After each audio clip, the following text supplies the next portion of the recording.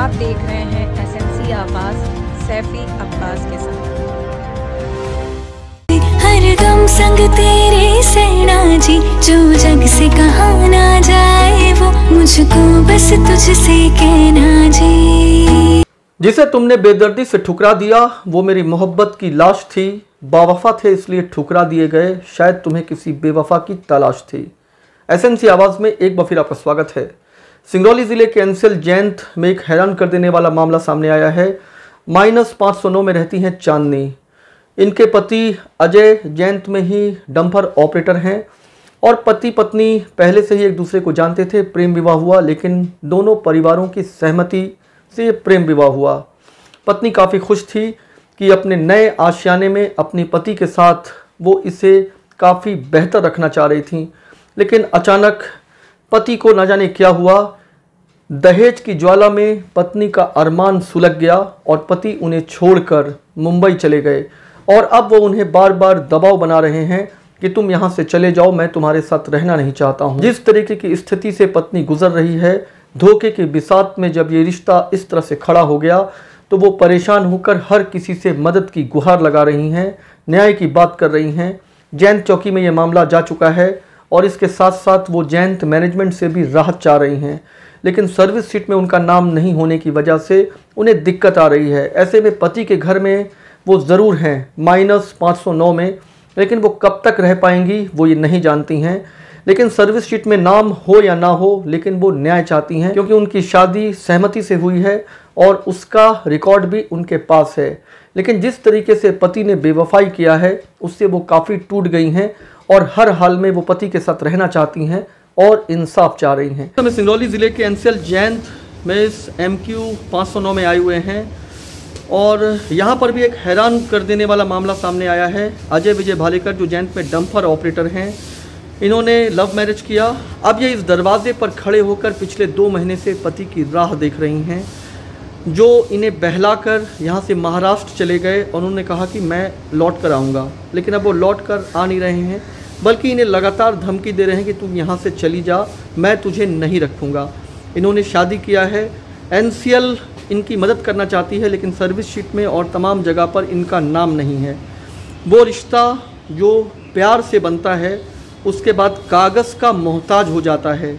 यहाँ पर ये महिला मासूमियत से अपने पति का इंतज़ार कर रही हैं, लेकिन पति है कि आने को तैयार नहीं है और एनसीएल ने ये क्वार्टर पति को दिया है क्योंकि नौकरी पति करते हैं। सर्विस शीट में नाम नहीं है, हॉस्पिटल का जो प्रिस्क्रिप्शन है उसमें नाम नहीं है। लेकिन सवाल ये उठता है कि इस तरह के व्यक्ति जो अपनी पत्नी को इस तरह से छलते हैं, धोखा देते हैं, आखिर उनका क्या किया जाए। चकाचौंध में खो जाने वाला व्यक्ति जिसे सामने दहेज दिखाई देता है, उसे पत्नी की मासूमियत क्यों दिखाई नहीं दे रही है, सबसे बड़ा सवाल ये है। जैंत में पत्नी पति का इंतज़ार कर रही हैं और अपनी शादी का फ़ोटो दिखाकर वो न्याय चाहती हैं, लेकिन जिस तरीके से तिनके की तरह इनकी खुशियां बिखर गईं, अब उन्हें सिर्फ इंतज़ार है कि उन्हें न्याय मिले और उन्हें ऐसा लगता है कि जिस घर में वो पति के साथ आई थीं कि वो इस घर को बसाएंगी, एक खूबसूरत लम्हा उनके साथ जिएंगी। पति छोड़कर चला गया है और ये उदासी उन्हें सिर्फ यही कहती है कि कब मिलेगा इंसाफ। सास ससुर और पति हमें दहेज के लिए ही परेशान कर रहे हैं जब से शादी तब से। अभी हमें रखना नहीं चाहते, बोलते हैं दूसरी करेंगे, दहेज मिलेगा, तुझे नहीं रखना है, दूसरी शादी करूंगा।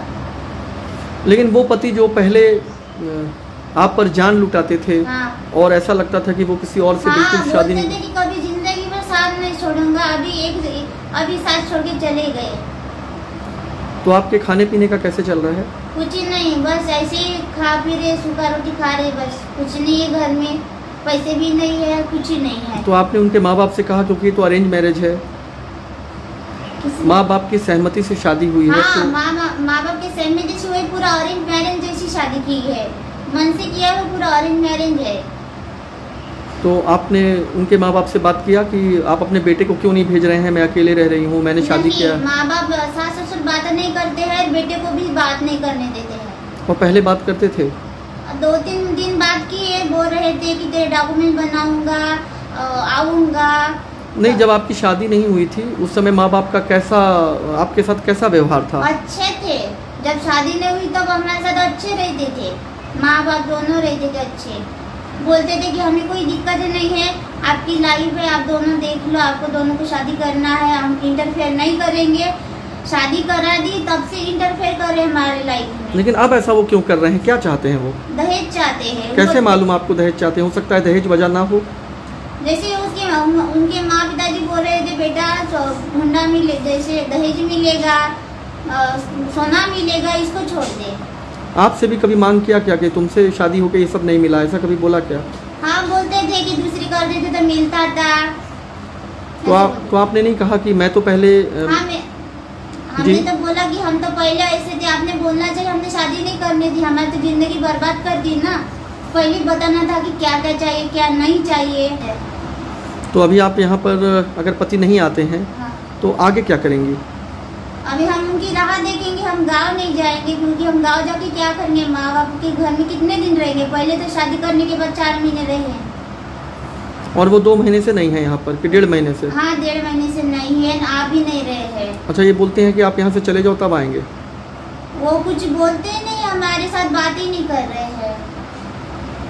पति अजय विजय भालेकर जो यहाँ से गए तो लौट कर नहीं आए, ये काफ़ी परेशान हैं और पति चले गए हैं, तो क्या लगता है आपको नानी जी? का करिए भैया, भी बाई भी से मनई अगले बगले बाय बनावता जाता है, और का करी? तो उनके पति को आपने समझाया नहीं जब यहाँ पर थे? कुछ हम बहुत उल्टा सीधा करके समझाए, उनके समझ में नहीं।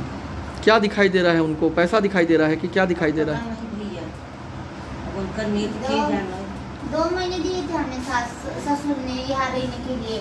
समझौता करने के बाद भी बोल रहे थे इसको 2 महीने रख, और 2 महीने होने के बाद गाँव लेके आ।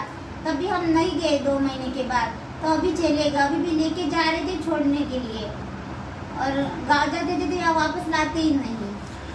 लेकिन उनके पति अजय आखिर इस तरह से क्यों कर रहे हैं, ये सबसे बड़ा सवाल उनके पास बार बार आ रहा है, और इस सवाल का जवाब किसी के पास नहीं है। खुद उनके पति जो उन पर जान छिड़कते थे, आखिर उन्हें ऐसा क्या हो गया कि उनकी बेवफाई की वजह से पत्नी को न दिन में चैन है न रात में चैन, और उन्हें ऐसा लगता है कि जिस आशियाने को वो प्यार से सींचना चाहती थीं, आखिर वो इस तरीके से धोखे की बिसात में जाकर क्यों खो गया। एसएमसी आवाज़ के साथ सैफी अब्बास।